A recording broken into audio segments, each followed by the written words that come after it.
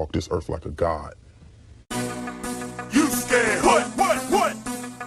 You scared? What? You scared? What? Kicking in the door, I make the bitches hit the floor for keys. Yeah. Travis got it here, and I'm back with some more boxing.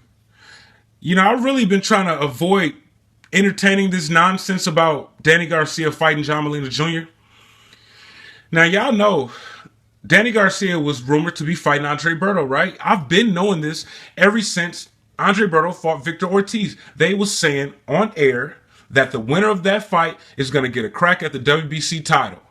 And y'all know, man, if Victor Ortiz would have won that fight like he was expected to win, then he would have got that fight with Danny Garcia. Both of the fights are going to sell big because Danny Garcia is a really big name. And Andre Berto has been around for quite a while. He got the Floyd fight. Both Victor Ortiz and Andre Berto got the Floyd fight. So both of those fighters are very well known, you know what I'm saying, and good opponents for Danny Garcia to sell out a venue. And they was rumored to be bringing that fight to LA too.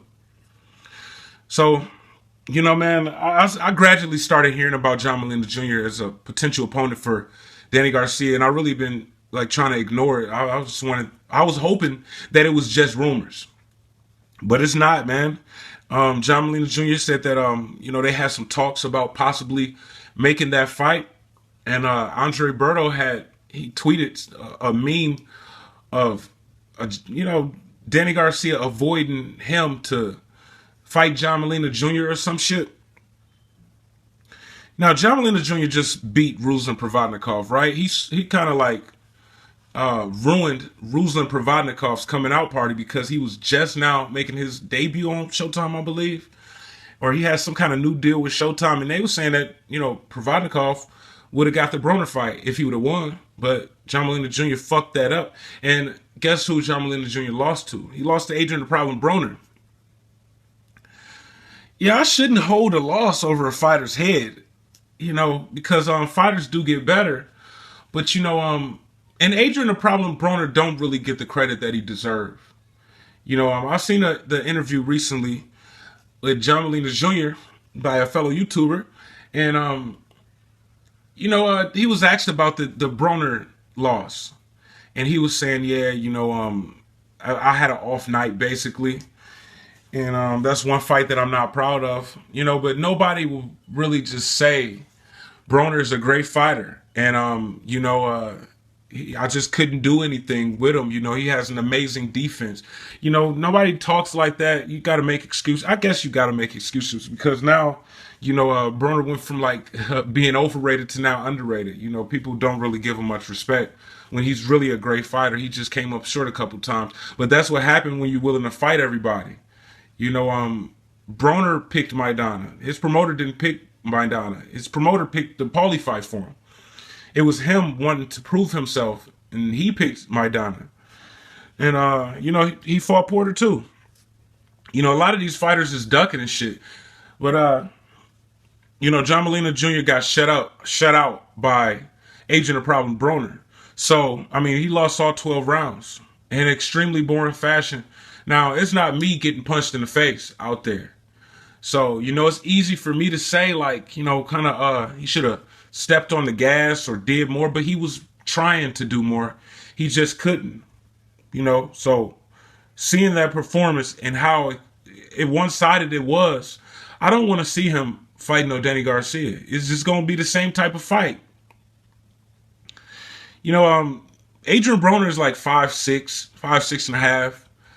Danny Garcia is like about 5'8", 5'8.5". So, you know, he's a couple inches taller than Broner. John Molina Jr. could not hit Adrian the Problem Broner. You know, Danny Garcia is he's a pretty good fighter as well, man. I would like to see Danny Garcia fight Broner someday.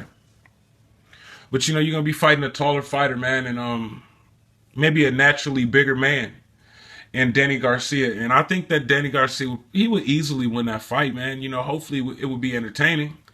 You know, John Molina Jr. did a lot of talking. Before that Broner fight.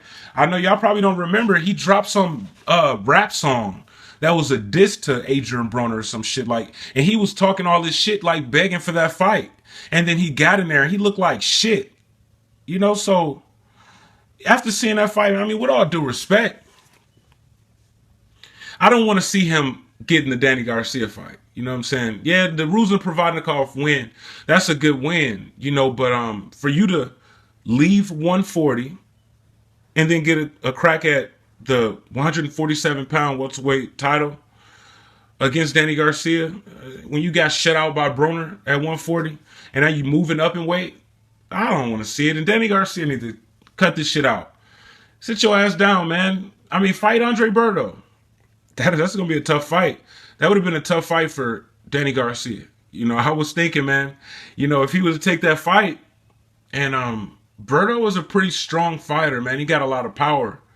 And Broner's going to be coming forward. So, I mean, that fight was guaranteed action, man. It was going to be an action-packed fight, man.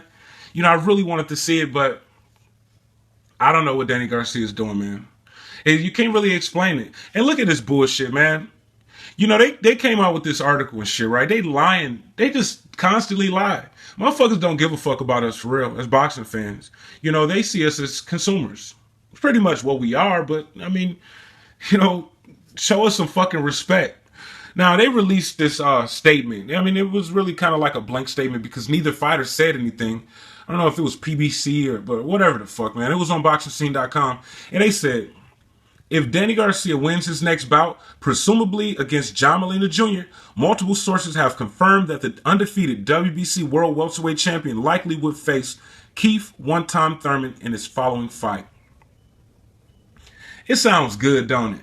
Don't it? It sounds good. Like, don't lie. Yeah, it sounds good, man. But you gotta, like, see through the bullshit, man. You know, I don't like motherfuckers lying to boxing fans. Look, we already got to deal with all of the cherry picking, and then you gonna lie to us and shit. But you know, the reason that they lying is because, hey, they know that this is a shit fight. So we're gonna promise them diamonds later on while we give them shit. You know, stir-fried shit. You go, here, you take that shit. You do whatever you want to do with that shit. Get the shit out of here. You know what I'm saying? And then, you know, promise us this great fight that we all want to see later, which won't happen. I mean, where's Danny Garcia's statement at about, they said multiple sources have confirmed that the undefeated WBC welterweight champion would likely face Keith Thurman in his following fight. I haven't heard anything from Danny Garcia saying that he would likely face Keith Thurman in his following fight. He's not that hard to find. You know what I'm saying? Especially boxing scene. You want to interview him. You want to see what's up. Shit, hit him up.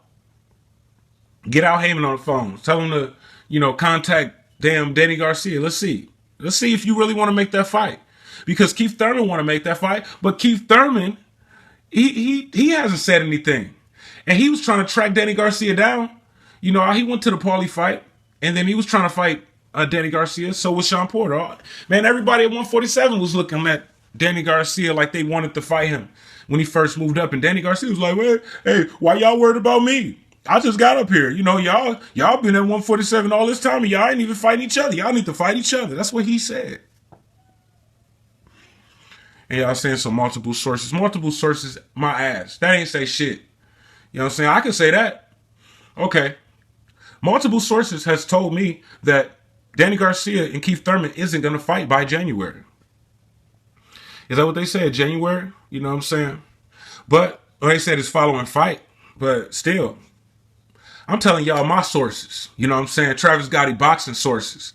I know. I got the inside scoop. You know what I'm saying? I got a couple vatos in the hood. You know what I'm saying? That know Danny Garcia from the block. You know, the mean streets of Philly. You know what I'm saying? And they told me, Danny Garcia, shit, he ain't finna fight no motherfucking Keith Thurman. He got better shit to do. Him and his daddy, Angel Garcia, you know, they running apartment complexes and shit. They ain't got no time for that bullshit. You know what I'm saying? That's what my sources told me. Let's see whose sources is right. This writer and boxing scene sources or Travis Gotti's sources. My sources is going to be right and they don't even exist.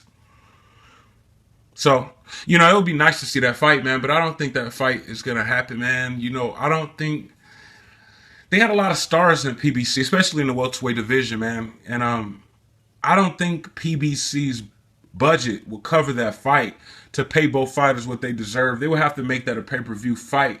And currently, well, they could make it Showtime pay-per-view. They could. They need to step this shit up, man. PBC, you know, PBC and Showtime work together. You know what I'm saying? The PBC fighters occasionally fight on Showtime. So they could make it Showtime pay-per-view. Danny Garcia is a big enough name. Keith Thurman is a big enough name. And, you know, even if it sold a couple hundred, then that's big. But, you know, Danny Garcia is really big. He get millions of views per fight. And so does Keith Thurman. He get millions. You know what I'm saying? At least 2 million per fight. So, you know, that will have to be a pay-per-view fight. So, and it's probably going to have to build up for a while. You know, even if they was to fight and then make it on pay-per-view, then we still wouldn't be able to see the fight until like mid-2017. And by that time, we have been forgot about this little fake-ass statement these motherfuckers talking about. But, you know, I hope this fight get rejected by PBC. You know, I know John Molina Jr. looking for a payday, but I'm pretty sure you got like at least a couple 100,000 against Ruzar Provodnikov. But, you know, I don't really want to see this cherry pick from Danny Garcia. You know, I mean, how many excuses are we going to make for this guy? You know, he came up to 147, his first fight at the full welterweight limit. We was like, okay, man. You know, at first I'm like, damn, he cherry picking again. Because everybody know about Ross Salka. Now Danny Garcia is considered a cherry picker. But it was his first fight at 147. He was fighting in an inactive Paulie Malignaggi, who was coming off of a year layoff and his worst loss of his professional career, getting knocked out in 5 or so by Sean Porter. But, you know, it's your first fight at 147. So, you know, test the waters a little bit. And then he fought Robert Guerrero, who hasn't really ever done shit at welterweight besides, you know, punch Andre Berto on the back of the head and get that victory. Other than that, he hasn't done anything. You know, but that was, you know, Puerto Rico versus Mexico type shit. Y'all know those rivalries always sell because it's always for, you know, entertaining fights. It always make for entertaining fights. And now he's fighting John Molina Jr., man. You know, it's looking like Danny Garcia is following the Keith Thurman route and fighting over-the-hill Hispanic fighters. And at least fight a fighter that's at 147 in your weight class. You know what I'm saying? You done moved up to 147. How you going to keep fighting motherfuckers that's at 140 and try to sell it? And it'll still sell. It's just like us as boxing fans, we got to take what we can get, you know, even if it's shit on pancakes. You know what I'm saying? We still got to take them pancakes because that's the only way we going to get them. I'm Travis Gotti. Thank you for tuning in to Travis Gotti Boxing. Subscribe. I gotta quit fucking with you.